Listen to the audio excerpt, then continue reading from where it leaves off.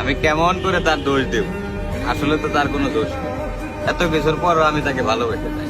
সে আমার এত অবহেলা করে, তারপরও আমি তারে ভালোবাসি। এত মানুষ থাকতে তার পিছে আমি এগিয়ে, তারপরও তারা আমি কোনো সময় বোঝাইতে পারি না যে আমি তারে ভালোবাসি।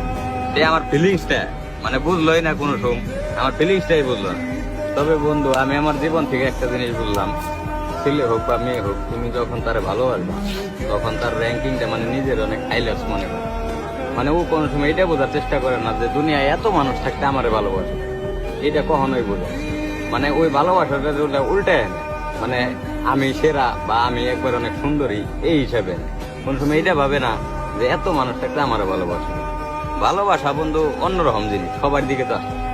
তার দিকে তাকালেই মনে করো শান্তি, তার মুখটা দেখলেই শান্তি, কিন্তু এই ফিলিংসটা আমি কোনোদিন তারে বোঝাইতে পারি না। এত অবহেলা করছে মনে করো, তারপর আমি হের পিছিয়ে করি।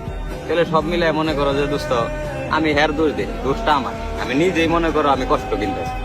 এই কষ্ট মনে করো একতরফা ভালোবাসার যে কষ্ট, এই কষ্টটা বন্ধু যে মনে করো এটা মানে এই পরিস্থিতির শিকার হয়েছে, একমাত্র ওই জানে যে কষ্টটা কিরকম।